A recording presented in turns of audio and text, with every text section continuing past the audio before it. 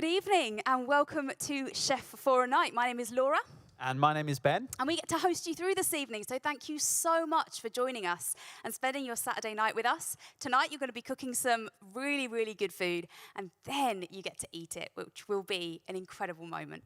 Absolutely, yeah. Tonight we're going to be joined by Chef Karl Taylor, who will be walking us through our meal and he's from Buena Comida, a restaurant based here quite close to where we are. It's so good. In the West Midlands, Mexican restaurant. Oh my goodness, it's so good. Yeah, Laura's a big fan. And over the next 90 minutes, Chef Karl will be taking us through our meal, which are fragrant chicken thighs and on halloumi wrapped in pita. Ooh, wow. And also a chocolate mousse for dessert. Incredible. It sounds unbelievable. So by now you should have received your secret spices and Chef for a Night box, and you should have prepped your ingredients. If you haven't got a Chef for a Night box, then you're absolutely fine. You're so welcome. Ingredients should be prepped and ready to go. We just want to encourage you to set your ovens to 110 degrees centigrade Celsius. That's the one.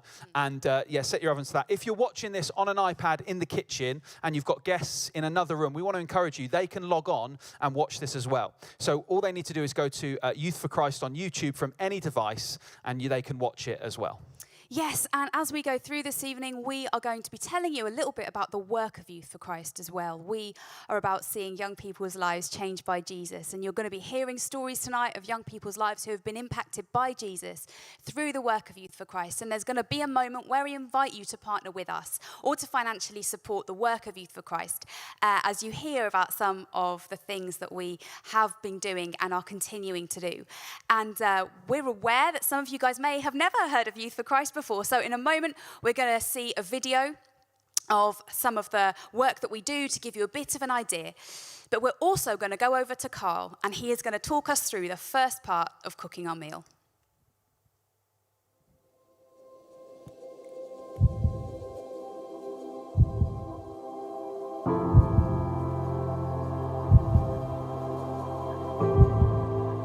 We are about change. Not just any change, but generational transformation.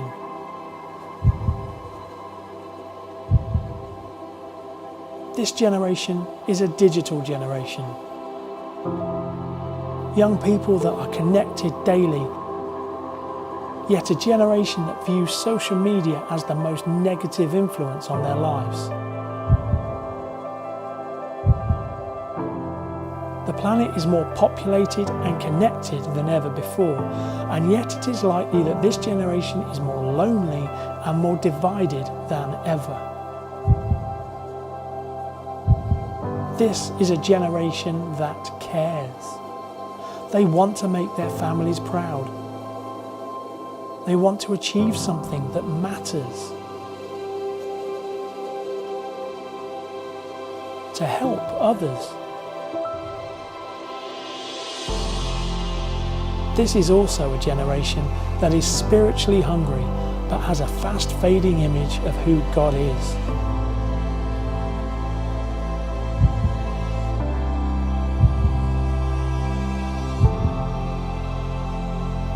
They're open to explore, but are searching for evidence. They are willing to believe, but longing to experience something real. For this generation to see change, it needs change. And we are about seeing young people's lives changed by Jesus. Taking the good news relevantly to every young person. We don't believe we should stay in our buildings. We believe we are called to go. We believe we are called to rethink how things are done. We see that the landscape has changed. We believe that young people still matter. We are Youth for Christ. We are about seeing young people's lives changed by Jesus.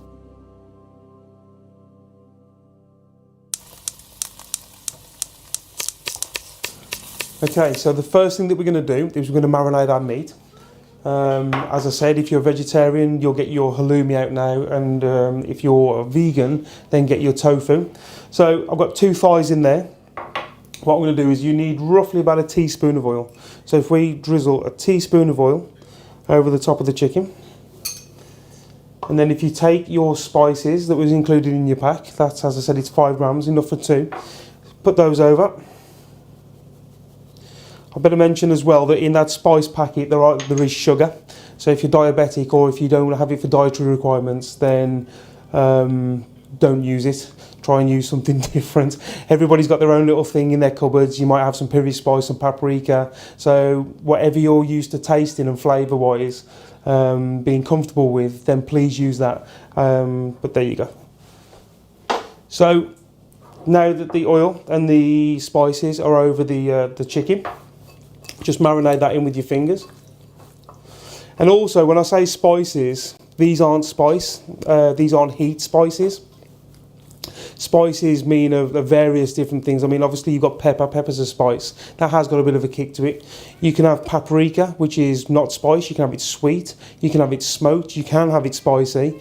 Things like nutmeg, star anise, cloves, they are not spicy, but they're spices. So because I'm saying spices, please don't be scared of it.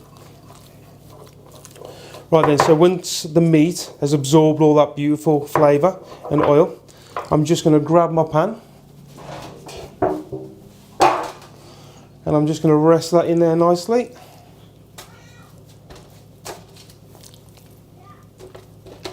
So plenty of room in there.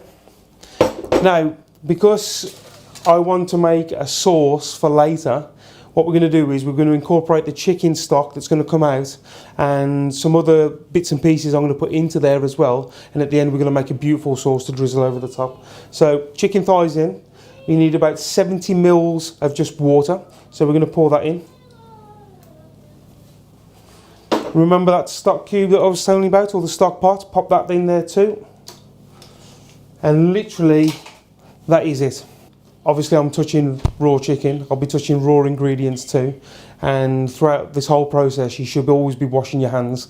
Bacteria gets everywhere on all your surfaces on your hands, and then cross-contamination, once you pick something up with your hands, it goes to somewhere else, like a knife handle or a pan handle, and then that goes onto somewhere else, and it just creates a whole world of mess. So I use anti-bac wipes, always clean my hands with anti-bac wipes, and then I'll literally just wash it off with water and then dry it.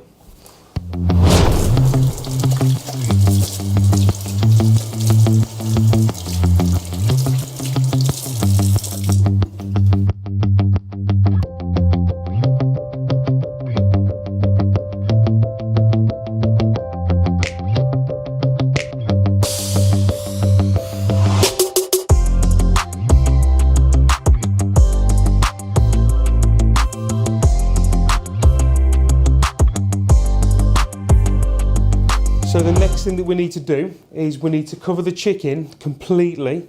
So nice big roll of cling film. Found the end first time, which is good. Always kind of eludes me. And then make sure that the whole tray is completely covered. It has to be airtight. And the reason being is because we're technically going to steam it. So that you lose no juice as well. So basically all the water and all the liquor that gets evaporated will hit the top of the cling film and then just come back down again, creating a beautiful flavoured sauce. So as you can see, that is all covered. Now the other thing that we need to do is put aluminium foil on there. Aluminium foil's got two sides. It's got the shiny side and it's got the non-shiny side. So we need the shiny side. What we do is take a little bit off, wrap that around the top, once again covering it all, take the other side,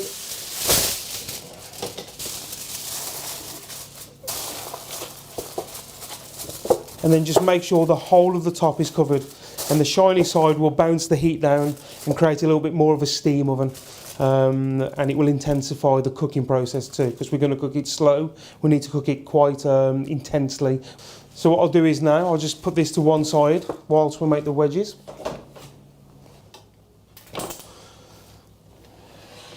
So what you need now is you need a nice chopping board. You need a very sharp knife. Don't use a blunt knife, they're very dangerous. And we're going to cut your potato up. So it's really, really simple. If you take the potato and you like flat, You want to cut it lengthways in half. And then what you want to do is you want to get those two halves and cut them into quarters.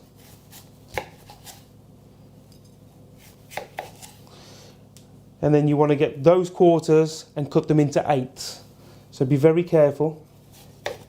So obviously when you're using a knife as well, you want to let the knife do all the work. All you're doing is putting a little bit of pressure onto whatever vegetable or meat or anything that you're cooking. So because this has got a rounded bottom, it's not going to stay still. So I put my fingers either side just to steady it.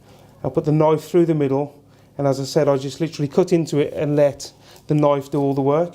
And then it's as simple as that. Same again with this one, either side, put the knife through the middle, let the knife do all the work, keep it on the board, and then drag it back like that away from yourself. Same again with the last one, fingers either side, knife does all the work, drag it back, and then I haven't got to use that, I can put that back down again. So now we need to put a little bit of oil on the wedge, and we also need to season it. It's a very, very simple process. We're going to use no other spices apart from pepper and salt, and that will just bring out the flavour of the potato. That will go perfectly well with this dish. So what I'll do is I'll pop these into a mixing bowl. Back with your oil again. So there's your olive oil. You want to put a teaspoon, maybe two, depends. We've put 2 on there, so go with that. Then salt. You can use whatever salt you want. This is granulated salt, it's fine salt. Molten salt is beautiful to use, like flaky salt. You can also use crystallized salt, Himalayan salt, it doesn't matter. It all does the same job, but I like the fine salt. So you literally just want a pinch of that, and then a good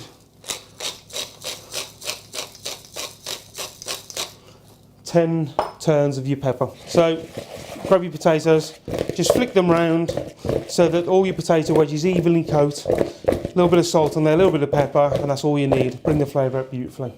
So what we're going to do now is we're going to cook our wedges, and the best technique I've found to cooking wedges is on a flat baking tray with your blade side up. So if I grab my tray,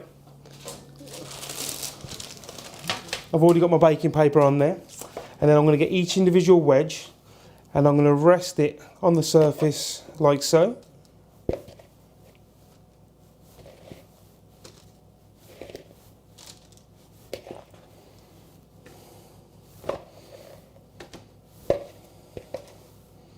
And it's as simple as that. What that will do is that will eliminate it from sticking to any surface, because if you have the potato side down, it technically will stick. If you have it like that, it acts like a baked potato, so your skin surface will never stick to the baking tray, and then you get some beautiful wedges at the end of it. Wash my hands again.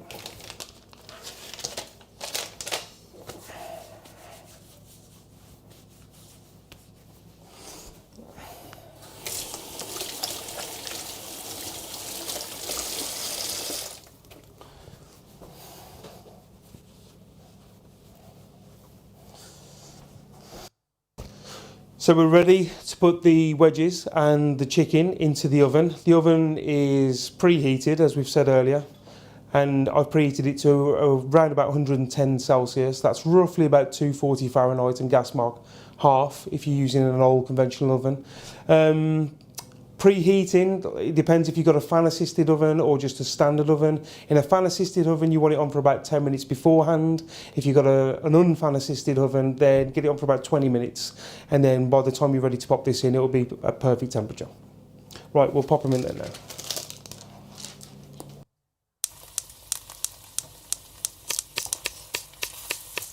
So next we're going to marinate our halloumi. So as I said earlier, this is a Greek cheese. It's quite salty. It's very squeaky, but it works amazing with pita breads and chicken. So what we're going to do is, we need slices, but you don't need slices any bigger than ½ centimetre. Anything like that would be just too overpowering. So you want to find like a nice surface area for the cheese so it can balance perfectly like that. Put your fingers on the top. It's quite high, so you won't be able to rest them on the board, but put your fingers on the top, and then as before, just use the knife to its advantage. So literally just glide it in like that, and that's all we need to do. I'm not doing anything apart from just putting pressure onto the knife and just moving it backwards and forwards. They haven't all got to be uniform.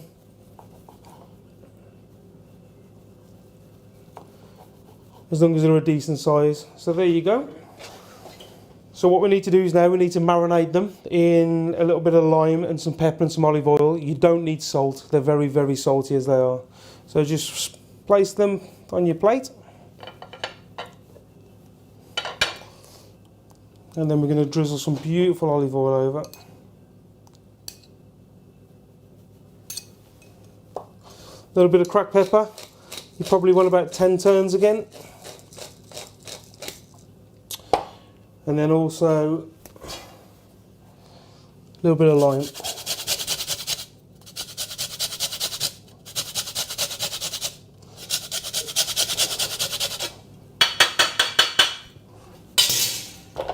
We'll put that to one side, and then when the chicken's ready, we'll be ready to put that on top of the chicken to melt it for later.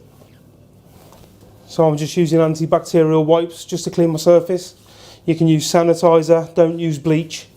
A lot of people have this understanding that you should use bleach to clean your cooking surfaces and stuff, but that's not very good. So just use an antibac or just a sanitizer, that'll be fine. Oh my goodness, that looked amazing, didn't it? I was mesmerised.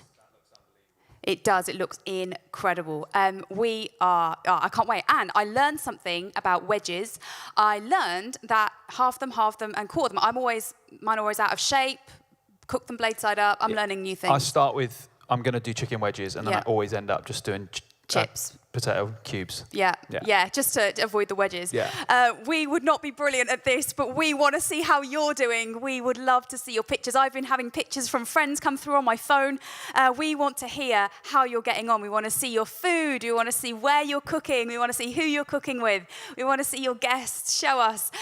We have got a hashtag for you to post your comments and your pictures on, and that is YFC Chef for a Night. It's just at the bottom of the screen. So if you've got pictures or things that you're wanting to say to us and share with us, then please do send that our way, and we will check in on that hashtag a little bit later. Yeah, please do keep those coming in.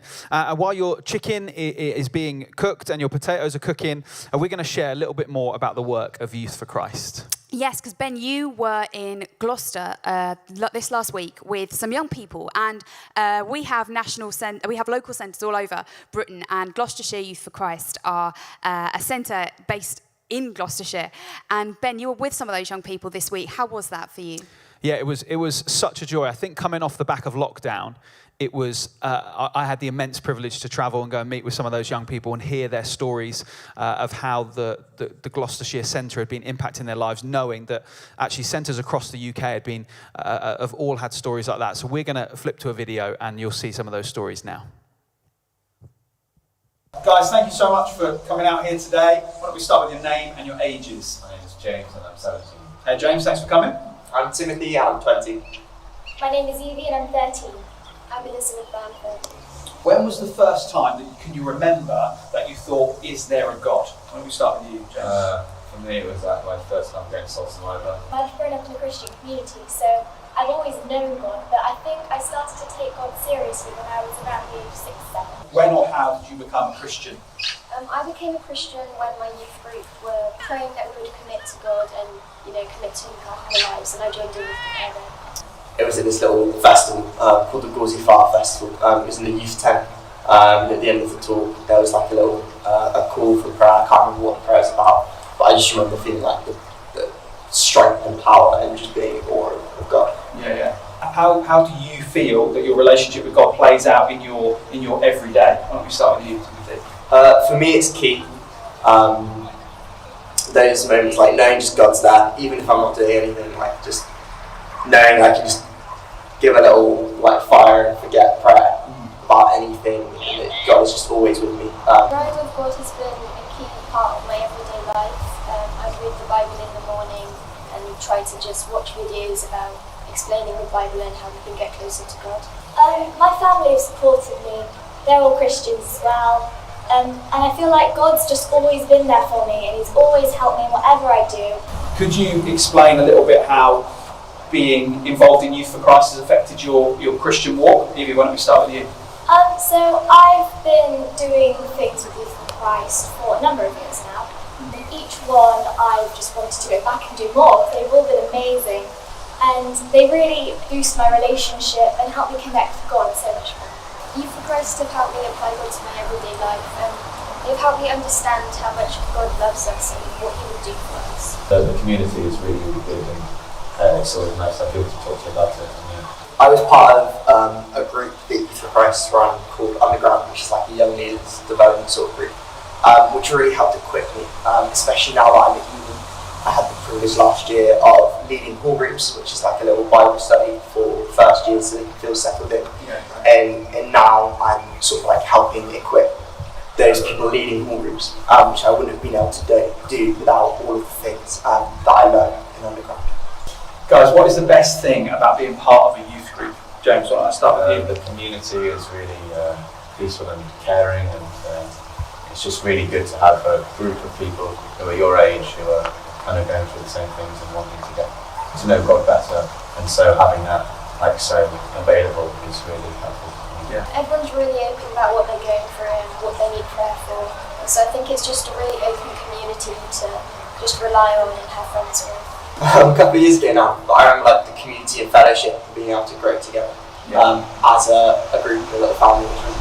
And Evie, what about you? I've loved being part of a youth group. It's my favourite thing to do on a Friday. I've made some really solid friendships that will last a very long time, and God has strengthened those friendships, and God has made everything that we do in youth like 100 times better. Yeah. What is the relationship like with youth workers? How have those relationships helped and shaped you? There's definitely like some youth workers that I've had that have been able to come alongside me when things are difficult, and like point me in the right direction towards God, and really just being able to like feed into me, I guess. Okay. And like my spiritual journey. I love it when you can just connect with a youth worker and you can talk to them about anything, and they're really inspirational as well. Talk to them about God and they'll come up with some really lovely things that will just make you think really hard about your relationship with God, and I just really love the fact that they're really open and friendly. Great. Yes, we are. Just talk to them and other youth workers about what we're going through, and they totally understand what you're going through. Yeah, they've been really supportive and really caring, and they're there all the time really, so it's just sort of like someone, if you need anything, and the youth workers always there, and they're always willing to listen. Great. Amazing. Well guys, thank you so much for your time. I'll let you go back to whatever it is you're doing, watching Disney Plus or schoolwork maybe for some of us, but thank you so much for your time. It is so good to hear from those 4 young people who have been working with Gloucestershire Youth for Christ. But the incredible thing is that those 4 young people actually represent thousands of young people, because each centre works with hundreds of young people, and we have centres up and down Britain that work with young people week in, week out.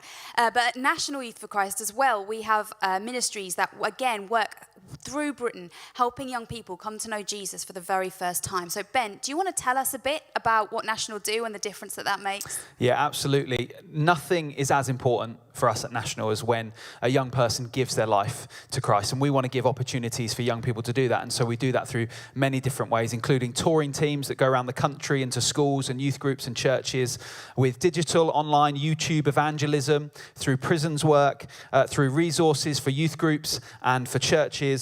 And Youth of Christ, we are passionate about seeing young people's lives changed by Jesus, and we want to give them the opportunity to do that.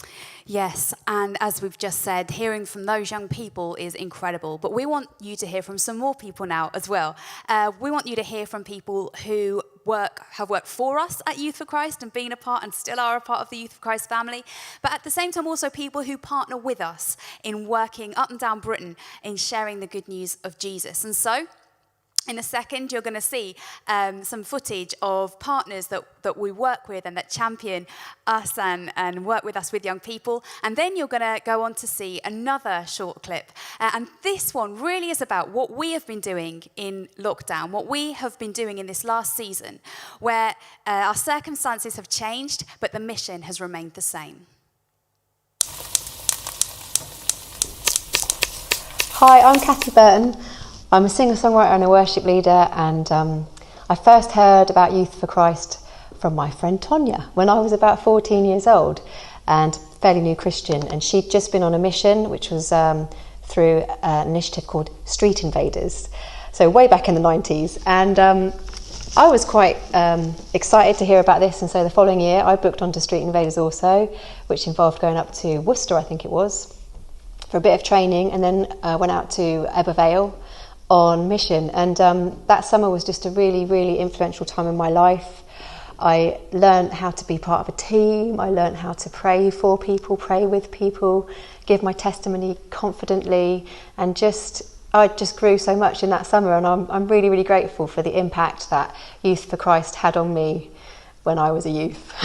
So thank you, Youth for Christ. Hi, I'm Gavin Calvert, the CEO of the Evangelical Alliance, and I just want to say I love Youth for Christ. I spent 14 years of my life serving at Youth for Christ. I learnt most of my leadership lessons, was given opportunities, preached my first evangelistic message, and what I want to say is this ministry is so vital for two key reasons for me. One, the hope for this nation is a generation of young people coming to Jesus. Youth for Christ is absolutely focused on leading young people into a personal relationship with Jesus. There's not a more important missional imperative than that. Secondly, Youth for Christ is an amazing place for developing leaders. I'm so grateful for what it did for me. There are countless others who've benefited from that. So if you're a supporter, if you pray for this ministry, if you serve in this ministry, keep going, stick with it. I will always support Youth for Christ financially and in prayer. I will always do anything to open any door for this incredible ministry. But more than anything else, I will always cheer it on as it seeks to reach the least and the lost in younger generations in making Jesus known.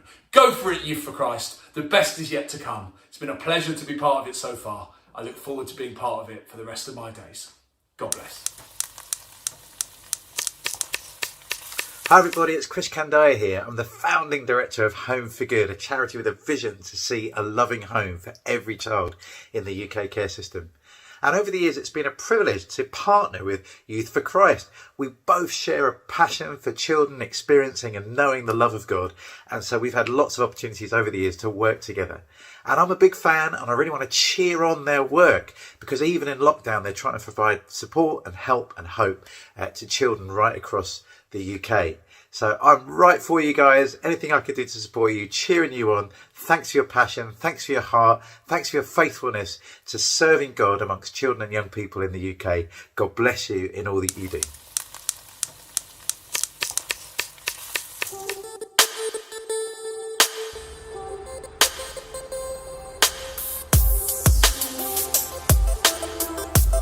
We believe that young people matter. A few weeks ago, a teenage boy known to one of our teams ended his own life. This happened just as the country went into lockdown. Young people are struggling in so many ways. With a recent survey revealing that nearly a quarter of young people are at breaking point. But Youth for Christ continue to reach out, provide support and make a difference. Millions of parents and carers are attempting to support and educate their children during containment in the home. And families are feeling the strain. Last year, Youth for Christ reached out to 1.7 million young people. 1.5 million of them we connected with digitally. By the leading and faithfulness of God, Youth for Christ have been positioned to share Jesus with a now isolated generation. We're able to meet the needs of young people in 5 clear ways. Our resources team are producing tailored, downloadable materials For churches, youth groups, young people and families every single week.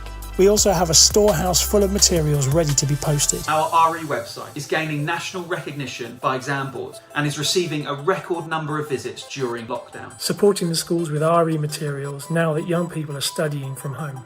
Our YouTube channels have been recommended by the police and engagement is skyrocketing. We're not only entertaining young people during this lockdown, but also speaking to their anxiety and fear by bringing a message of hope. For young offenders who can't access our material, the Youth for Christ chaplaincy support team are going into prisons to offer hope and share Jesus. Many of our local centres are still going into schools to support the children of essential workers. They're also maintaining contact with vulnerable and at-risk young people for whom home is not a safe place. Young people matter. And right now, our mission to see their lives changed by Jesus has never been more important. And we continue to reach as many as possible. We believe we're called to help the young people who are in despair and struggling in this season and beyond. We have been doing this for nearly 75 years. Because others have cheered us on and partnered with us along the way. So would you lean in with us? Would you share our resources with young people, parents, teachers, youth leaders and churches? Would you consider partnering with us so that we can continue to carry hope? Circumstances may have changed, but the mission remains the same. Help us to see more young people's lives Changed by Jesus.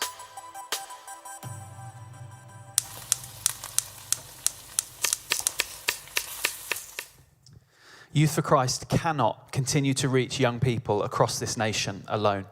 Without partners, without people to pray or to financially sow into the work that we do, the continued breakthrough that we have week in, week out with young people would not be possible. And so we want to invite you tonight to partner with us and to give financially to the cause. And there's 3 ways that you can do that. The first is through online. You can go to yfc.co.uk/chef for a night. The second is through telephone, and the number's appearing on the screen, and it's 0121 502 96, and then add 24, 25, or 26. And I'm going to read that again because they always do on TV. 0121 502 96, and then add either 24, 25, 26, or 27. And the third way is that you can, in your Youth for Christ Chef for a Night box tonight, you would have received a giving form. And we would love you to return your giving form, fill it out and return it in the prepaid envelope, and then send it back to us. If you didn't receive, if you haven't got a Chef for a Night box, you can still give in one of the other 2 ways. And a gift tonight will make so much difference. It will enable our staff to engage with more young people, whether that be through touring teams or prison ministries or school chaplaincy. It will mean that the resources that we create can continue to grow and develop and innovate. So, for example, our families work with unchurched families, the resources that work with those guys, whether it be online projects where young people can share their faith with their friends, or maybe even it will enable new work. We're currently working on some super exciting stuff, a new resource around evangelism and discipleship so young people might come to know Jesus for the first time, or maybe a project where we're looking at focusing on 3 key cities in Britain and seeing those cities changed and transformed by the love of Jesus. You know, we believe that God's heart for young people in this nation is huge, and his vision for what could be done in this nation is massive. But we cannot do that without you. So please, if you are able this evening, then give us a call, drop onto our website or fill out a form and partner with us in seeing this nation changed. Amazing. Laura, I don't know about you, but I'm moving to Budapest. Ben, tell me why. Because I am getting hungry. There we go. There we go. There it is. There's the magic. So while your chicken and your wedges continue to cook, we're going to head back to Chef Karl, who's going to prepare our chocolate mousse for us.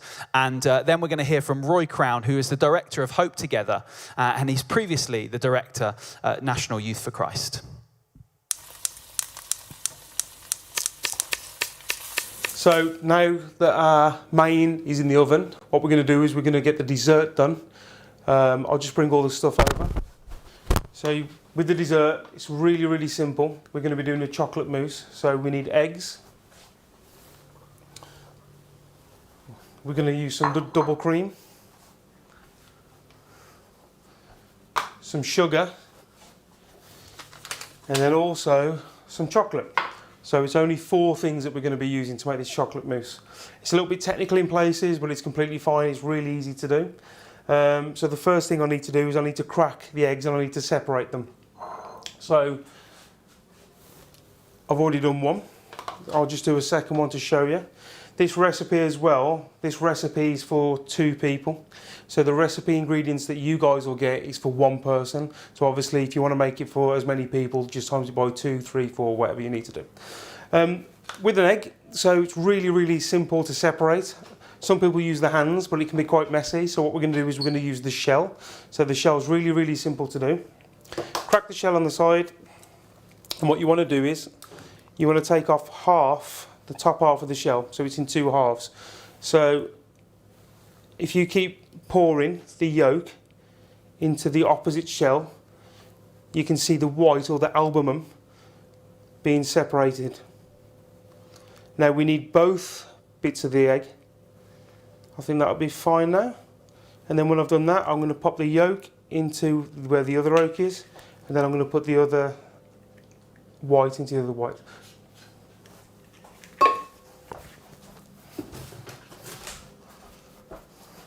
Once again, we need to wash our hands. I can't stress how important it is to keep washing your hands. I mean, obviously with everything that's been going on lately as well, I'm not just doing that for this reason. Working in kitchens for 23 years, you're prone to so much stuff that goes wrong with bacteria, cross-contamination. So, you know, I'm a massive advocate of always washing your hands, cleaning your hands and keeping your surfaces clean too.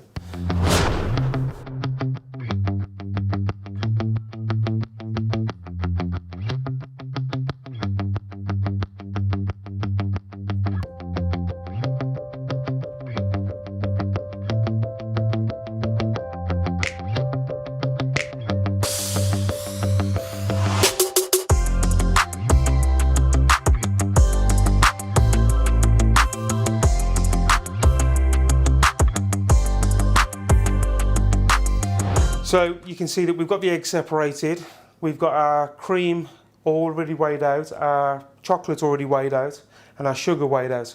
Now, we need to melt the chocolate. So melting the chocolate, in the olden days, you would get a glass bowl over some simmering water and you would melt it that way, but you don't need to do that. You can pop it in the microwave, and what you need to do is you just need to do short bursts of, say, 20 seconds, 20 seconds, and then another 20 seconds, and it will melt it absolutely perfectly. So I'm just going to pop that into the microwave.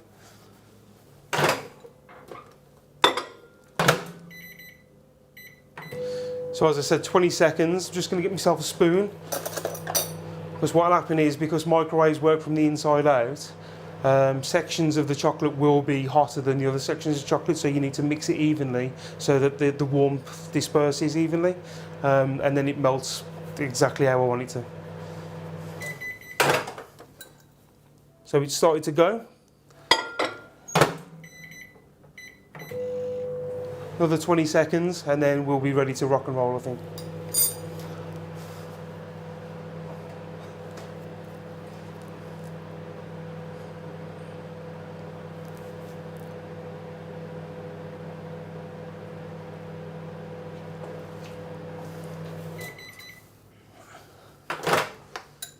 So, if I start to mix that around,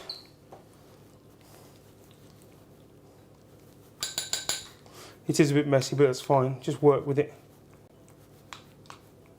If you keep working it, as I said, the heat will disperse evenly. And then you can get it into a soft, gooey mixture.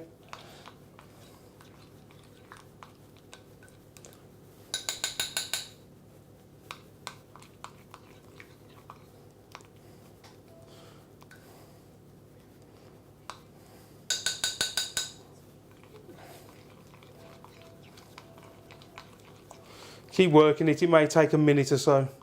Or you can just pop it back into the microwave for about another 20 seconds. Just don't burn it. Right, what I'm going to do is I am going to put it into the microwave for another 10 seconds.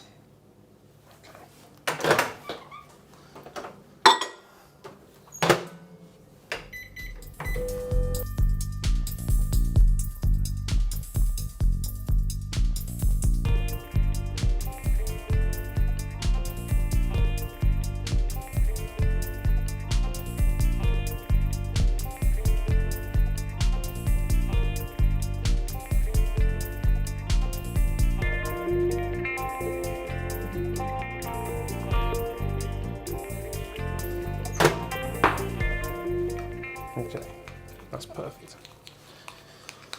So now that you can see it's completely melted. So the other side to this is we kind of need to cool it back again, because if you add that into the mixture, it will just melt the whole thing and it will collapse, it won't work. So, but also it needs to be pliable enough to fold into the mixture too. So I'm just going to leave it on the side. And then I'm going to go with the double cream. So the double cream, this needs to be whipped. So don't use single cream, because you can whip and whip and whip and whip it and it just will not work at all. You need to use double cream. Don't use sour cream or set cream, because it will taste disgusting. Little whisk, and then in with the whisk. So Here we go, whisking our double cream. This probably takes about 5 to 10 minutes, depending on how fast you are. So if you keep on whisking, then what we're going to do is we'll cut to a video from Youth for Christ, and then we'll see you back shortly.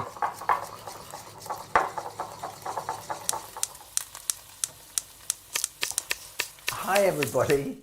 As you can see, I'm in a kitchen as well, and I understand that you're all cooking at this point in time, which is amazing. And my name is Roy Crown. I work for Hope Together, but in a previous life, I used to be National Director of Youth for Christ. Actually, a lot of my life was with Youth for Christ. 28 years I was working with Youth for Christ, and I was initially taken on by an evangelist, actually the national evangelist for Youth for Christ, called Eric Delve. And Eric Delve took on 2 young evangelists that were just starting out. One is called J. John, and the other one is called Roy Crown. And we started with Eric. We used to go along to all of his missions, and they were called Down to Earth. He was an amazingly gifted preaching evangelist and saw fantastic results in people coming to faith in Christ. But those were the big meetings, and then J. John and I would do school assemblies. If we were in a university, we'd meet people on the campus and hold kind of coffee meetings or gatherings or food gatherings. And we basically were trained in evangelism. And it was amazing because J. John said to me, I'll never forget it, he said, Roy, I'm going to be the evangelist to the nation. What are you going to do? And I thought, oh, wow, what am I going to do? Thanks. Well, you're doing that. And we were both young, entrepreneurial, ambitious evangelists for the kingdom. We wanted to see loads of people come to faith in Christ. So what I then resolved in my heart is I wanted to equip as many evangelists as I could.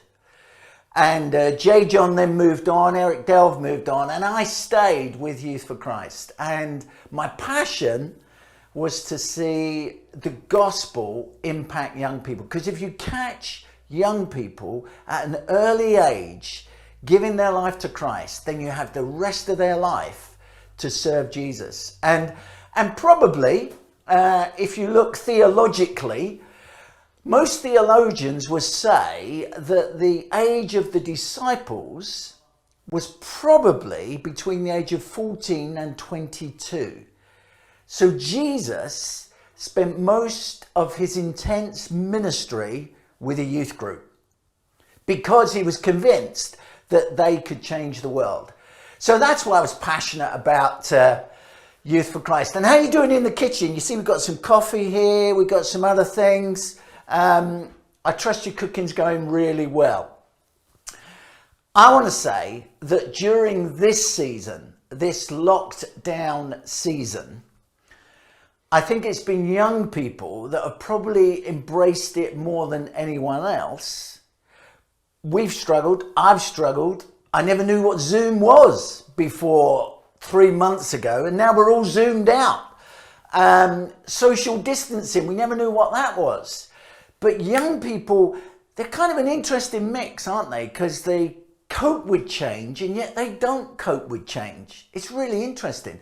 But as far as technology and all of that, they get it, they understand it. So I want to say that during this season, as I look back on my time with Youth for Christ and all that God did, started as an evangelist, then became national director, passionate to see those young people encounter Christ. It's been an amazing journey that young people that we partner with Youth for Christ on an Amplify program has really seen. I never forget one story of a girl in Lincoln who joined the program. She went online, she did her preach on Pentecost online, inviting her friends because her friends were asking more questions about God in this season than any other time. And she preached and she saw her friend give her life to Jesus Christ and then come back to her via Facebook or some sort of Instagram tweet to say that God had come into her life. I think the taste of being used by God in ministry as a teenager will keep them for the rest of their life. So it's a really vital work that Youth for Christ does. It's essential that we continue to change and transform to reach young people where they are. So I want to bless Youth for Christ. I want it to continue to fly and flourish. And I trust your cooking's going really well.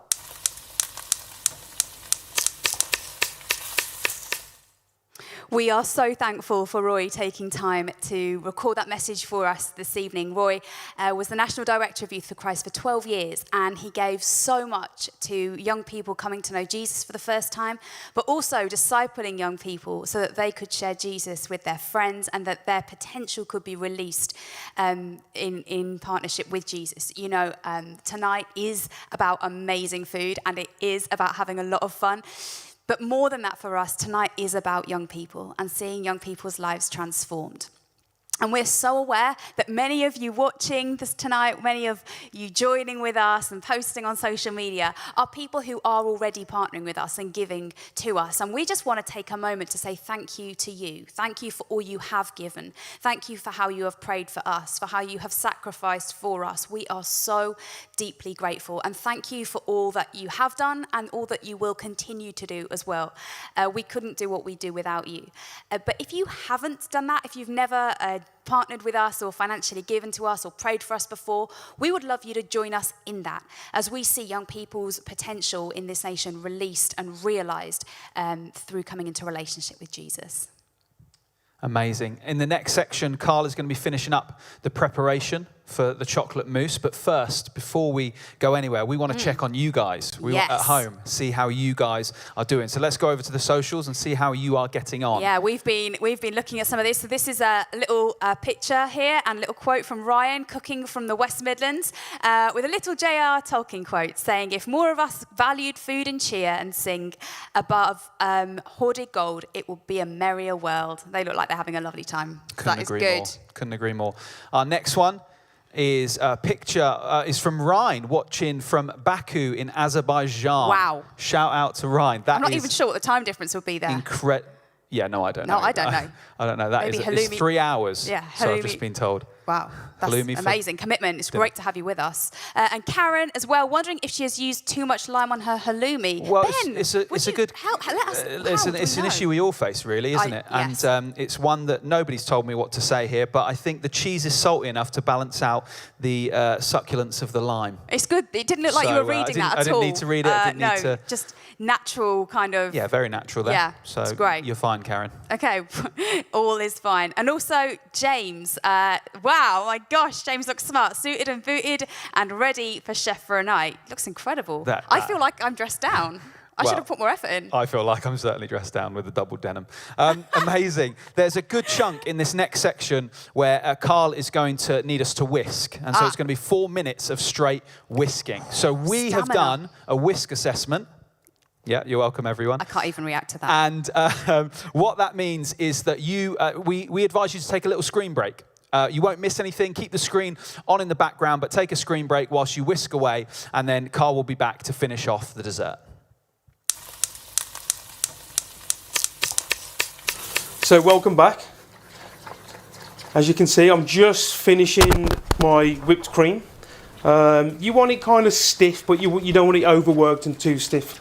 So if you can see trails behind it and it's sticking to the side of the bowl, then that's perfect. Okay. So what we're going to do is, remember those egg yolks that we had from earlier, that we separated? We're going to pop those into the cream. And yes, it is raw egg, but you're completely fine. And we're also going to put the sugar in as well. So we pop the sugar in, put the egg yolks in, and then we're going to just incorporate that into the mix.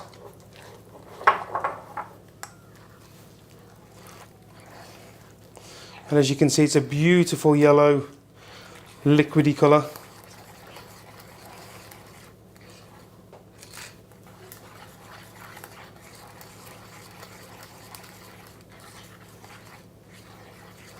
So once you've done that and you've incorporated all that into it, you're going to take your spatula that you've just been given, This is mine, uni. And then we're going to incorporate the melted chocolate. And we're going to fold it in. So,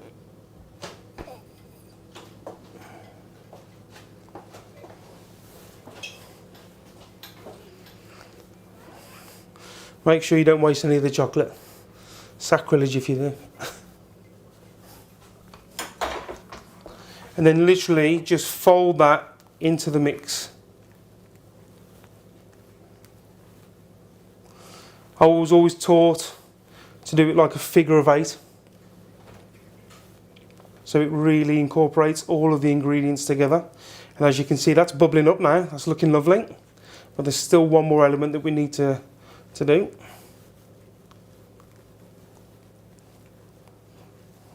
So what I'm going to do is I'm going to pop that into the fridge. And I'm just going to wash up my spatula because you'll need it again.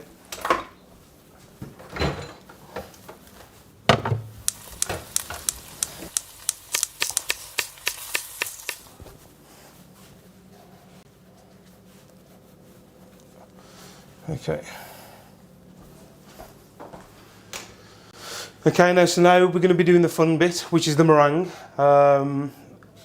So we're going to get our electric whisk. I have a double electric whisk, but you only need one side. There we go, we got there in the end. And I'm just going to put the egg whites into just a larger bowl. Because what will happen is, as soon as we start whisking, it will increase in volume. And the only reason I'm using a single one as well is because, as you can see, I can fit that in there perfectly. If I put 2 in, it just won't work. So cover your ears.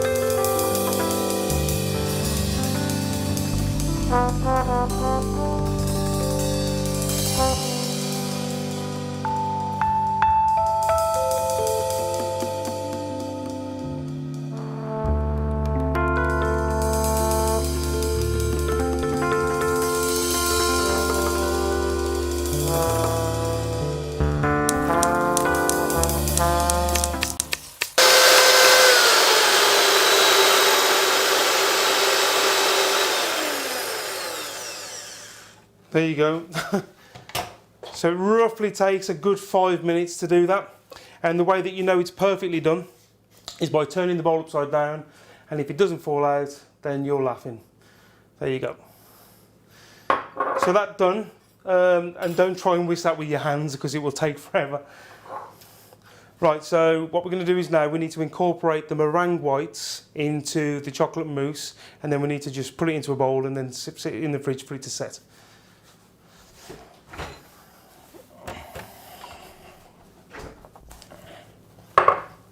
So, there you go. So again, we're going to fold the mixture together because we want to be delicate with it. So start putting that into there.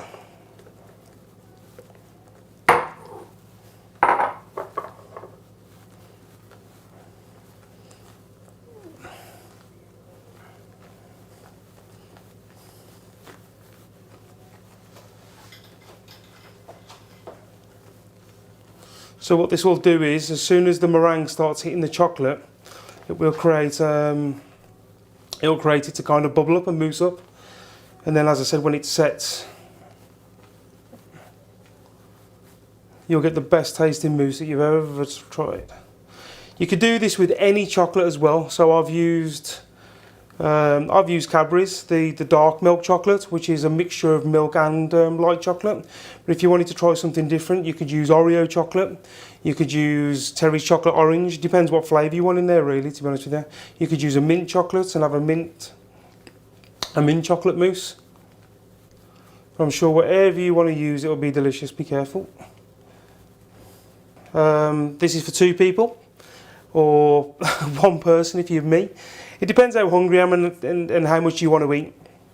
Sometimes this could be for 3 people. There's some people out there that don't eat as much. So the recipe that we've given you, as I said, is for 1 person technically. Right, so now that that's done, you can serve this any particular way you want. I like to put them in little tumblers. I think they look really cool. So I'm going to grab myself a spoon and then just be careful. Try and aim it. If you pick it up and aim it at the middle of the glass, then it'll just look neater for when you want to serve it.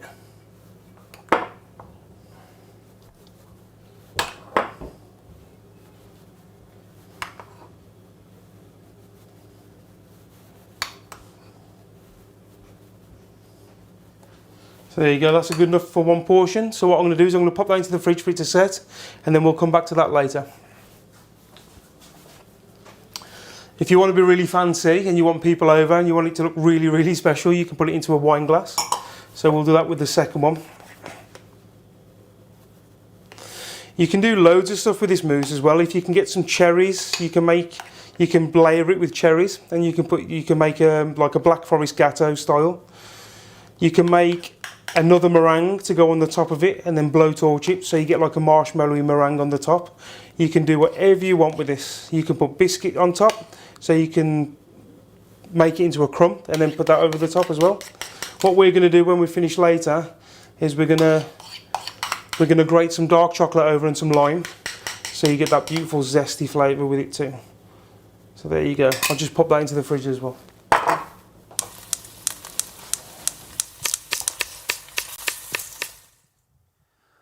Oh my goodness.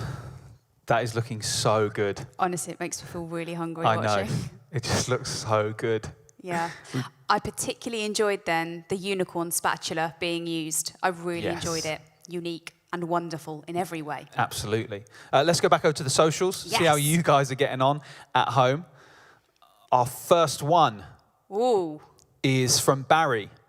Barry's making a mess of his potatoes in wire forest. Wow. The chicken is steaming and the wedges are uneven. Oh, uneven wedges. It's a common problem. It really is. Yes, I see how you found yourself in that place. It really is.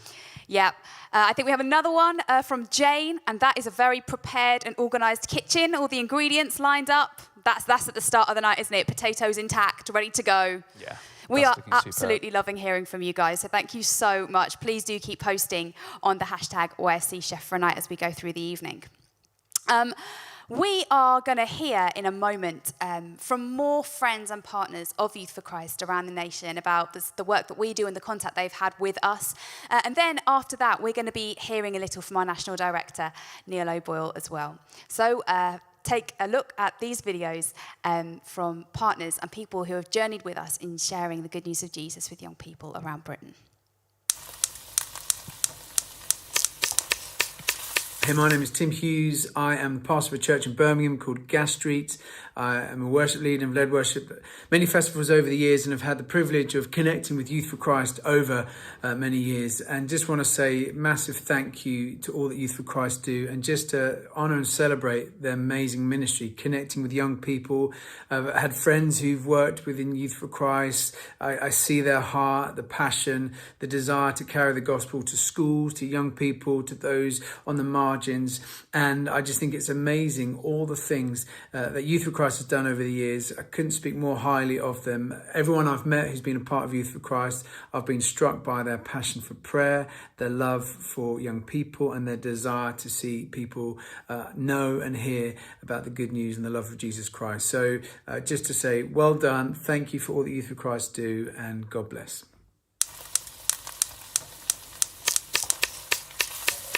I'm Ruth Jackson, editor of Premier Youth and Children's Work, and one of the many reasons that I love Youth for Christ is that they passionately care about the people, about the children and the young people that the world seems to have often forgotten about. Their hearts seem to mimic the heart of Jesus, which is to go after the marginalised and to let them know that they are passionately loved by their Heavenly Father. I had the immense privilege a couple of years ago of climbing Mount Kilimanjaro with some of the team, and even in their darkest moments on that mountain, their motivating factor was to see young people's lives changed by Jesus. So once we've cooked up a storm later, let's reach in our pockets and see how we can financially support Youth for Christ.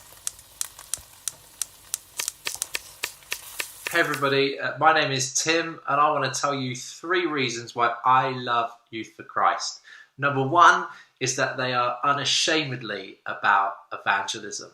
You know, in a world where truth is relative and tolerance is the ultimate value, so many Christians have become almost timid about offending people by sharing their faith because they don't want to impose their views on someone else. And what I love about Youth for Christ is that Youth for Christ doesn't have that fear. They haven't held back. They continue to share the gospel boldly, to proclaim Jesus loudly, and they've not taken a step back from that. So I love Youth for Christ because unashamedly it's about evangelism.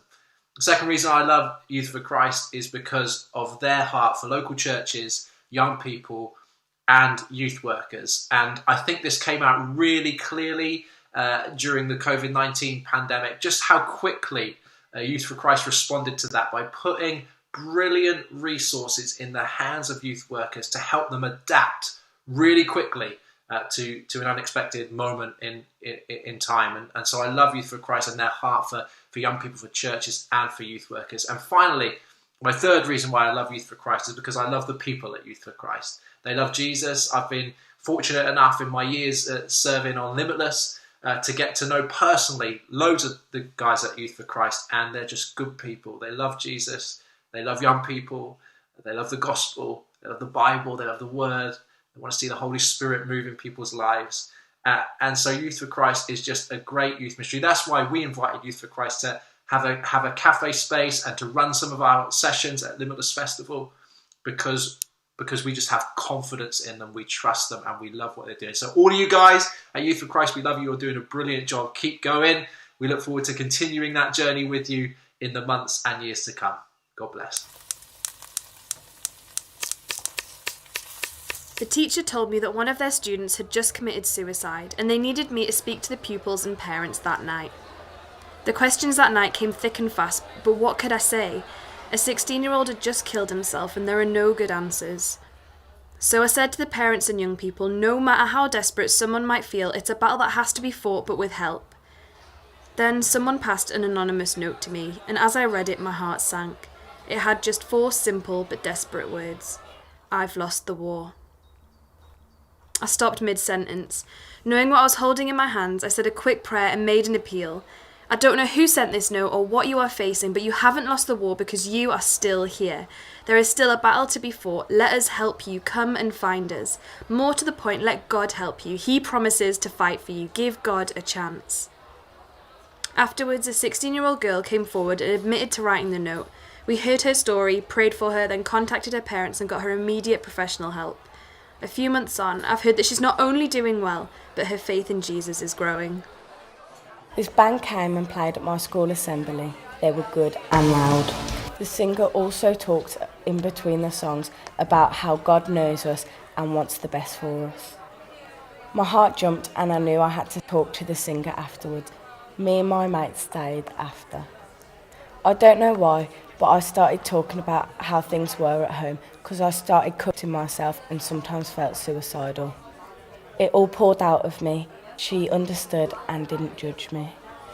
I went to see the band again and me and my friend became Christians that night. I now go to church and I've also joined a Christian rock band. My name's Kevin. I was taken into care when I was 3 years old, moved from place to place a lot and was abused from age 7 to 9 by my foster carers. At the age of 10 I was told that my mum had died from a heroin overdose. I became a bit of a menace on the streets, got hooked on coke and then started committing crimes to fund my habit. I felt like there was no hope until last Christmas. I was given a food basket from some Christians. I was really surprised, but I agreed to come to church with them.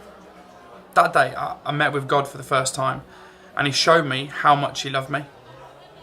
About a month later I gave my life to Jesus and I knew what I needed to do straight away. I had to hand myself in. So the day after I was baptised, I actually got locked up for 2 years. Spent Christmas behind bars, but Youth for Christ prison team were around all the time to help me out and pray with me. I know that Jesus is with me and he's promised to never leave me or forget me. The team says how much I've changed since knowing Jesus. I'm hungry for God and I'm trying to let his light shine in me while I'm in prison.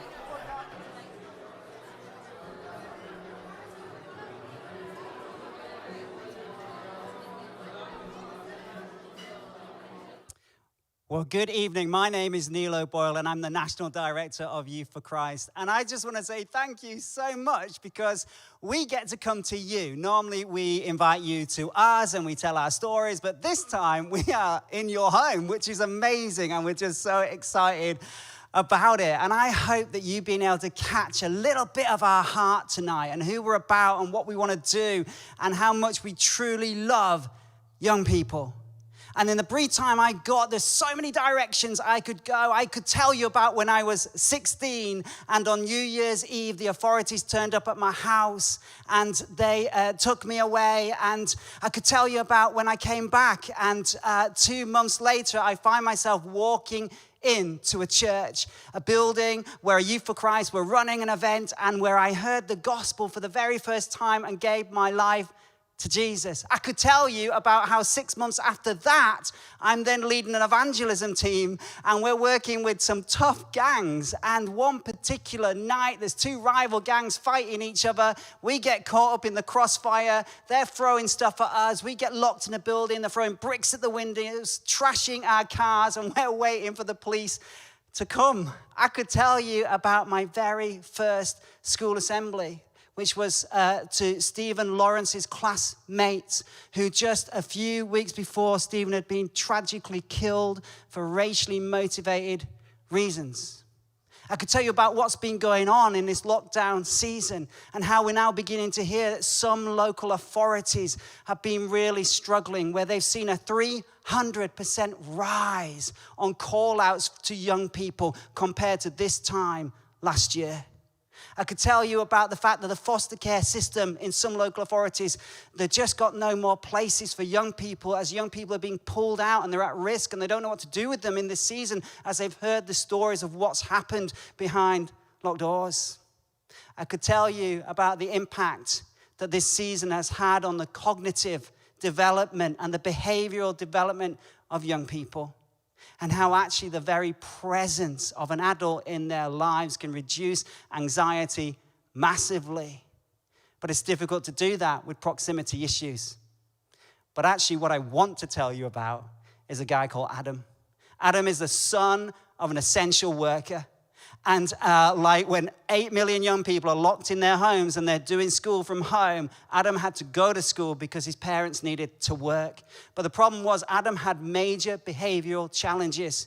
And so the school excluded him. And they called us, they called Youth for Christ and said, could you help? And one of our workers came alongside Adam and would meet with him and coach him. And they'd listen to his story. And they'd sense the pain in his life and they'd help him process all of that. And then Adam reached a place of realizing that he just lacked hope. But the more time he spent with Youth for Christ, the more interested he was in who this Jesus character is. And Adam's on a journey and his life is changing. And it's amazing. Why? Because Jesus said, I've come to heal the brokenhearted, set the captives free, release the oppressed. I've come in order to have life in all its fullness. At Youth for Christ, we're passionate about this because we know the gospel changes lives. But I very briefly want to tell you about one of a crisis. And you may not even consider it a crisis, but we do. And it's simply this, that for the vast majority of young people, God is not on the agenda. And we did a piece of research, another piece of research called Z to A of Faith and Spirituality. And in that, it told us a few things. It told us that 51% of young people believe in God or something greater than themselves, which means 49% they're not quite there. It told us that 8% of young people view church positively, which means there's a whole load of people who struggle with church. It told us that those who are influenced by faith, those characters, there are three things at play when that happens. One, it's to do with family, the influence of family. Two, it's to do with the influence of friends who are Christians. And thirdly, it's to do with teachers, usually within an RE setting. But here's the thing. For 1 out of every 4 young people, the only way they ever hear about God and spirituality is in RE. My daughter, I got 3 of them. One of my daughters, 2 years ago, one of her friends ended her life. 2 months ago, another of my same daughter's friends ended her life. And it's tragic, and it's horrible, and I can't possibly imagine what their parents must be going through. But deep within me is a core belief that no matter how dark things may be or how tough things may get, that Jesus can come in, he can bring light, and he can make sense of a broken, hurting situation. And that's why we are passionate to reach out to the Adams, to young people who are struggling in their mental health, and to every young person, because we know the gospel changes lives. But we need your help. You see, we need your help to get more resources out to families so that they can share the gospel in an effective way in the home. We need your help to produce more evangelism tools so young people can do peer-to-peer sharing of their faith with their friends in an effective way. We need your help as we continue to resource teachers, currently 12,000 of them across Britain with lesson plans. We really want to step into those spaces and to be more effective in helping young people be influenced by faith. We need your help for when we can do events again, such as Fierce, where we would bring hundreds of girls together and talk about their worth and their self-esteem and how they're viewed through the eyes of God and how much he loves them. We believe this gospel changes lives. We really, truly do. But we need you to stand with us. You see, in this season, as the charity sector is imploding, we also have felt the effects of it. And so we're asking for people to stand beside us and to give financially and say, you know what? We want to journey with you because we believe in what you do. And so you have the opportunity tonight to become a partner of Youth for Christ. And a partner is someone who might give £5, £20, £50, £100, whatever you want to give on a monthly basis. And it gives us that level of assurance as we move forward. And if you do give a gift to us, become a partner on a monthly basis, then we would love to give you this transformation box. And in it, normally it's empty because I nearly dropped it earlier, it was so heavy, but it's full of incredible things. And things that just will make such a difference. But we don't want you to keep that. We want you to give that to a young person so that they can feel the impact of what's in that box as they journey with Jesus. But we need you to journey with us. We don't want you to become a partner for the sake of getting a box. We want you to become a partner because you believe in our mission, because you believe that the gospel changes lives, so that we can go out to the Adams and others and take this good news relevantly. Would you help us at Youth for Christ to put God back on the agenda across this nation? We have incredibly ambitious plans. We may have some challenges, but we have huge plans. And we need you to help us reach out to 8 million people and remind them that there really is a God out there who loves them, created them, and wants to know them. Would you help us do that? Amazing. Thank you so much, Neil. God back on the agenda of our young people's lives. And we want to do that by sharing the good news of Jesus relevantly to every young person in our country. Yeah, and given the message that Neil has just shared with us, we want to give you a few moments now to respond, to go and to pick up your phone and give us a call on the number that is on the screen. Maybe this is your moment to fill out a form or go to the website. And it may well be that you are able to give a one-off gift, or it might be that you're able to stand with us financially monthly. But this is your moment now to join us in that. You see, this evening you have heard stories of young people. You have heard Evie's story, Timothy's story, Adam's story. You have heard stories of young people across our nation, Kevin's story, who are real young people, where real change has taken place because Jesus has impacted their life through the work of Youth for Christ. And the reality is that there are many young people with broken stories and hurting stories. Young people on your street, in your town, in your city.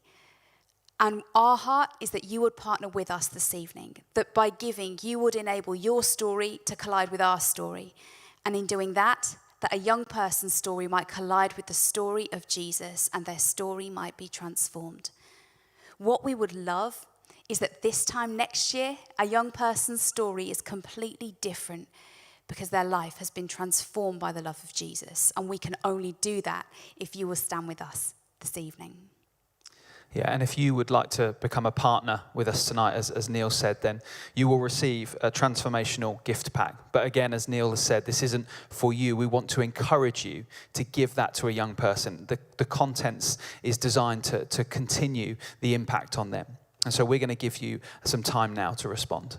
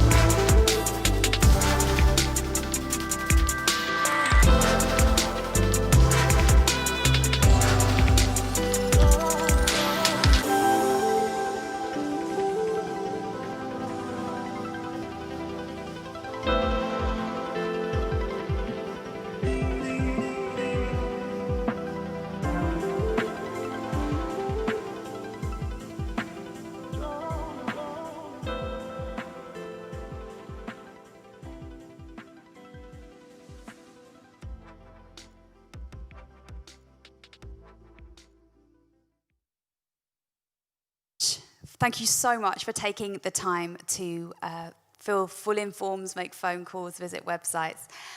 We're so grateful for all that you guys do and all that you guys give to enable us to do what we do. We now are going to take a moment and we are going back to Karl for our final piece of instruction for this evening on putting your dinner together. So we're just about ready to get our chicken from the oven. So always remember to wear oven gloves. Just be as safe as possible. The last thing you want to be doing is burning yourself. So into the oven, chicken out. Now also be careful with the way that you take this off, because it's full of steam, and one of the worst burns you can have is a steam burn, a scald.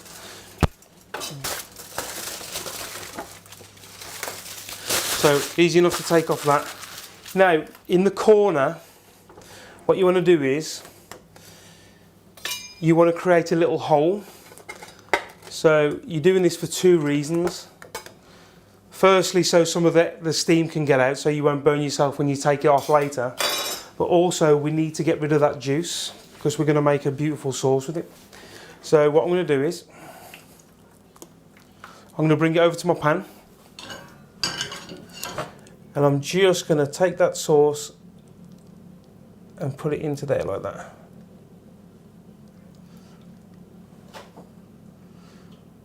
So there you go, I haven't wasted any of the sauce, and we'll just leave that there a second.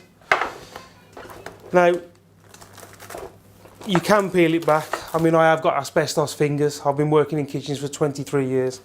But just be careful, guys.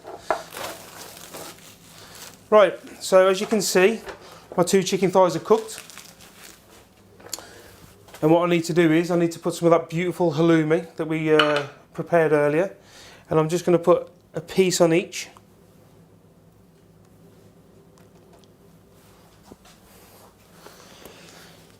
Now the trick is, because I want to finish off the wedges and I want to melt this beautifully, our oven that's been heated to 110 Celsius, I'm now going to put up to 180. So it gives a bit more of a fierce burn and it melts it quicker. So I'm going to turn that to 180. You don't necessarily need to preheat it. And then we'll pop that in the oven. Right, so whilst that's going on, we're going to make our sauce. So as you can see now, I've got my sauce on in a pan. There's not much there, but you don't need much. Because of the sugar content, when it starts reducing, it will go all syrupy. But what we're going to do while it's going syrupy is we're going to add some butter, and that will emulsify the sauce into a more creamy sauce, a bit more of a luxury sauce. So I'm just waiting for it to bubble up now. So don't add your butter until it's properly boiling, because the oil will split from it and it will just be a catastrophe.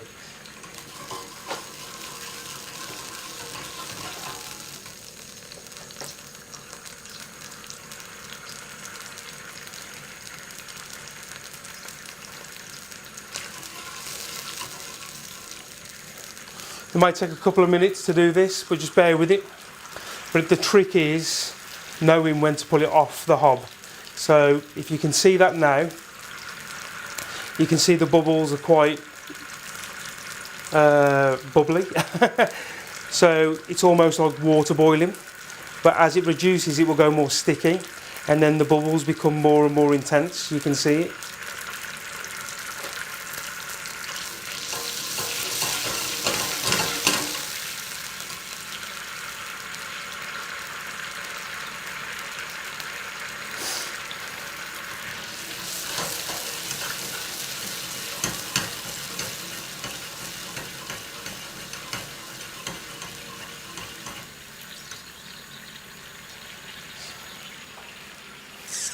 Leave that for a bit.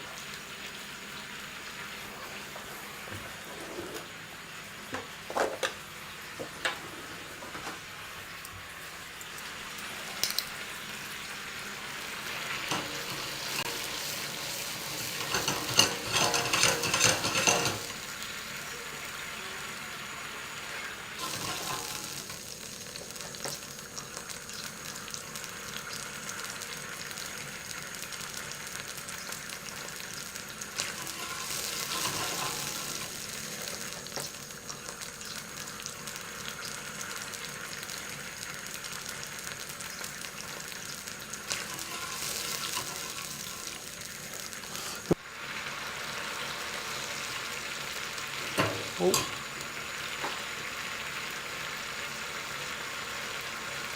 It's nearly there.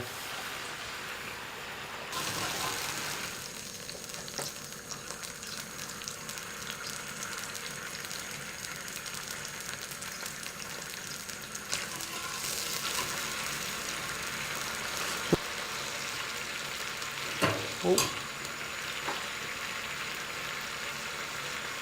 So as the liquor reduces down, you can see it's going a little bit more caramelly, a little bit more liquid, the bubbles are getting more ferocious. So right about there now, if you take that off, it's a lot more sticky. It's almost like going into a jam-like consistency. So we're going to keep it going. And then in here, you get your 25 grams of butter. And I'm just going to pop that into there like that. Keep moving it around.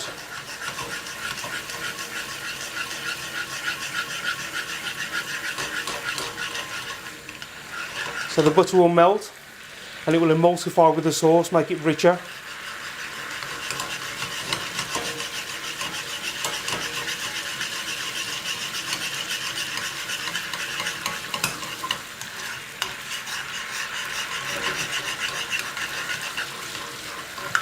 And then when you're making any kind of sauce, the most important thing is obviously to taste it. Because if it doesn't taste right, you need to alter it.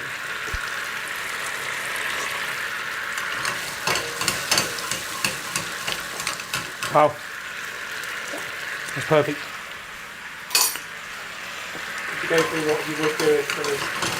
So that to me right now, it's really sweet, it's really salty, it's got beautiful flavour from the spices. You can also taste the chicken in there too, because the juice has come out. And the veg stock just gives it that little bit of freshness, that little bit of earthiness that you need in this kind of sauce. If it was lacking in any of that, I'd probably add just a little bit more water in there, a little bit more salt, even a squeeze of lemon juice just to, just to bring it back if it's too salty. And that for me now, that's done. So as you can see, nice and sticky. And also you want the consistency to be sticky because we're going to put it over the chicken as well, into the pita breads, and you don't want all that falling out of your sandwich. Cool. Now that the sauce is done, the chicken's nearly there with the wedges, we need to get our final thing, which is our pita bread. Just pop it in the toaster. So we'll pop that in there. Your pita breads in the toaster, obviously a little bit will be poking at the top because they're quite long. So put it in there for 3/4 of the time that you normally would with a piece of bread. Take it out, then turn it over, and then finish the rest off the flip side down, and then it will be perfectly cooked evenly. We also need to dress our rocket. You don't need to, but it's just better. It's better quality if you dress it. You need it to have some of that nice, beautiful oils on there, so it like really reflects on the whole thing. So I've chosen rocket today. Rocket is very, very simple. It's crunchy, and it's also got a beautiful peppery texture as well. So it kind of adds a little bit more flavour into the dish, but it's beautiful. So I always use that. Olive oil. So sprinkling of olive oil. And then just literally just mix it around in your hands and your fingers.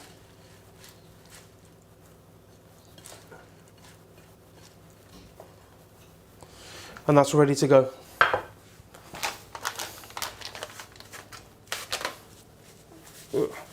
So again, even though I've washed my hands several times, wash your hands again. Make sure that you're safe at all times.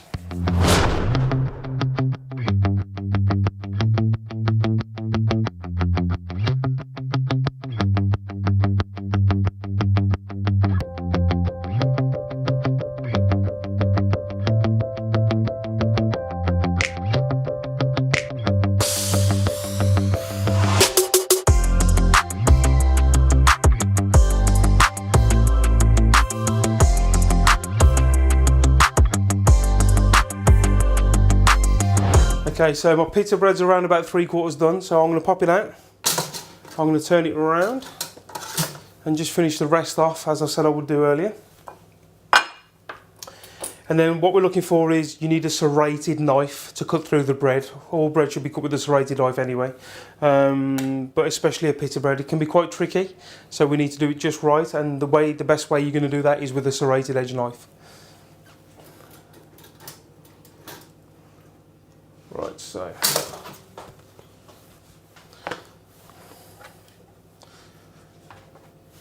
I've just got my pita bread from the toaster. It is red hot, so you have to be careful. I'm literally just going to put it there to cool down for a second, because what will happen is, because the pita bread is like a pocket, as soon as you cut into it, that steam will come out again, and you've just got to be careful. So be careful with that.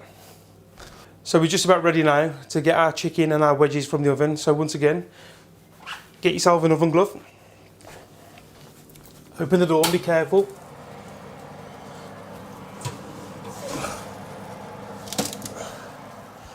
So wedges are perfectly cooked. They should be really soft because we cooked them slowly for an hour, and then that last little blast will just crunch up the edges perfectly. So we'll just leave these over here just to cool down, and then we'll get our chicken from the oven. So as you can see, the halloumi's melted over the top. Absolutely beautiful. Now we need to get our pita breads ready.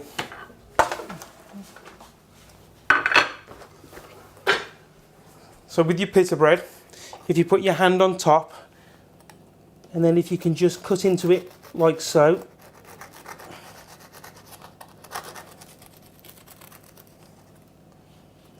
There we go. So you can see the steam coming out of that. It's very, very hot as we speak. Now what you're trying to do is you want to create a little bit of a bed within the pita bread, and the way you're going to do that is with your rocket. And what also this will do is it will catch all that beautiful excess sauce that drips off the top as well. So I've just grabbed my chicken to put in, but obviously if you're vegetarian, you'll just have your halloumi within the tray, or if you're vegan, you'll have your tofu in there. And then exactly the same, just make yourself a bed and then just put your meat or your veggie, and you can create it in exactly the same way as this.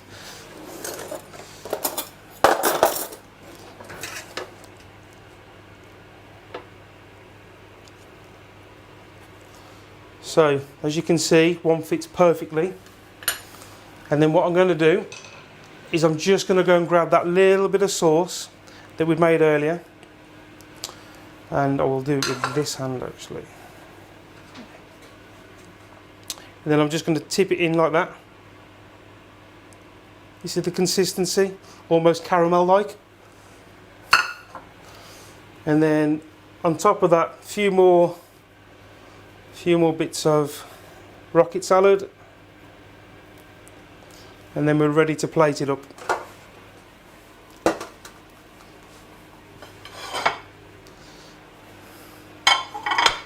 So on your plate you want to arrange your wedges however you want them. If there are too many for you, then you don't have to eat them all, just have whatever you want. I like to create height with my dishes, so a little bit like that.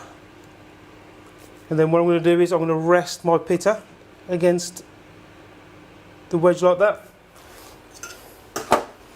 And then the final thing,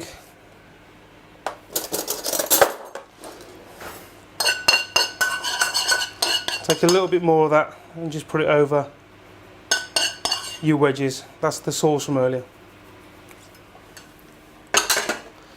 And there you go, voila. Wedges, chicken, halloumi and a pita. Amazing. Okay, so now comes the time to get the mousse out the fridge. So we're going to grab it.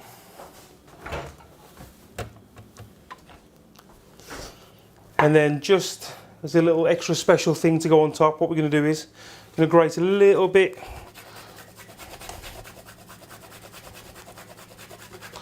of chocolate, and then also I'll have a little bit of lime.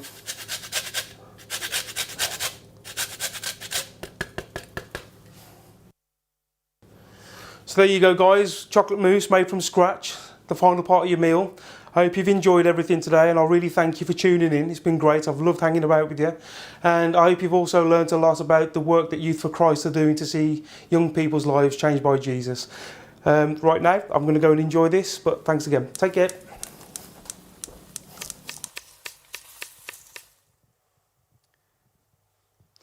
Wow, we hope your meal looks as successful as Karl's did and also as successful as ours does right here. Neil, welcome. Hello. Thank you for joining us at the table. Well, thanks for letting me out of my little room. And just like Blue Peter, here's one we made earlier. It's beautiful, isn't it? It smells so good. It really does. Yeah, I actually had to walk away from the table so I didn't start eating it just to save it for you guys. Yeah, absolutely. Well, we just want to say a huge thank you to you for joining us this evening. We hope you've enjoyed it. We hope you've enjoyed the food, some of Karl's culinary tips and advice, and also hearing about the work that we do at Youth for Christ. Yeah, and if you maybe haven't kind of come into contact with us before tonight, and tonight is your first time, or maybe you want to find out a little bit more, then please do keep journeying with us. So if you email partnerships@yfc.co.uk, or you visit our website, yfc.co.uk, then there's lots of information on there, and we would absolutely love to keep journeying with you. Also, we have got Neil, who's going to say grace for us in a little moment, which is very exciting.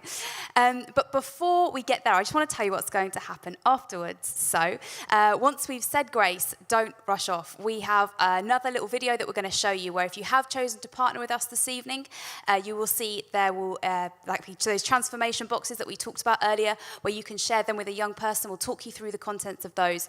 And also, we've put a little playlist together as well. So please don't rush off. We've got some ambiance for your meal. So yeah, stick with us throughout the evening. Well, great. This is going to be a quick grace because I'm pretty hungry. I know, right? I'm ready for this. So let's pray. Father, we thank you so much for tonight. And we thank you, Lord, for each and every person who's been able to join us in their homes and their kitchens. And we just pray that you would bless them and their meals and their time together as friends, families, or whoever they're with, Lord. Would you really bless that time with them? And we thank you, Lord. And we pray that there will be things tonight that they've heard that would go deep. And Lord, we just are so grateful to you. Bless this food, we ask in Jesus' name. Amen. So thank you so much for being with us this evening. We really hope you enjoy your food, and we look forward to journeying with you from here. At Youth for Christ, we're about seeing young people's lives changed by Jesus. We believe that everyone has been created to know God and that no one is beyond his love or reach. Every year, we share the gospel with over 200,000 young people face to face and a further 1.5 million young people indirectly through our resources. We believe young people matter, and we believe Jesus can change the hardest of hearts and heal the most broken of lives. At Youth for Christ, we are just as committed to seeing someone grow in their faith as we are introducing them to Jesus. We have all sorts of tools to help churches and individuals to encounter Jesus and understand what following him really means. We've placed 3 of these tools into one transformational box. Inside this box is our award-winning youth edition of the Good News Bible, which is interactive and immersive, created using plenty of research and consultation groups made up of young people. This Bible is designed specifically for a generation who struggle to find the space and time to read and may have never even opened the Bible before. We've also included the book Under Construction, written for teenagers who have invited Jesus into their lives but left him in the hallway. Under Construction is full of activities and reflections and explores what it could mean for Jesus to have an all-access pass to every room in our lives with nowhere off limits. We encourage young people to make time each day to pray, so we've included our own daily devotional book to help them do that. This power-packed pocket book draws inspiration from the stories of young people whose lives have been changed by Jesus. As a bonus item, we've thrown in this very cool, eco-friendly, reusable cup that can be carried anywhere and stashed away easily. Nice. We believe this box can help young people to develop in their faith and find true transformation in Jesus. This is the price of the box when you add all of these things together. But we would like you to consider a completely different approach to getting your hands on one. Youth for Christ are committed to reaching every young person in Britain with the good news of Jesus. To do that, we need your help. Today, our staff workers will be on the streets working with gangs, in schools teaching lessons, running drop-in clubs and providing life skills. Some will be helping homeless young people find accommodation, or in prisons bringing hope. Wherever young people can be found, it's our aim that a Youth for Christ volunteer is somewhere nearby. And for us to reach this generation, we need people to support our work. For as little as £5 a month, you can make a tangible difference.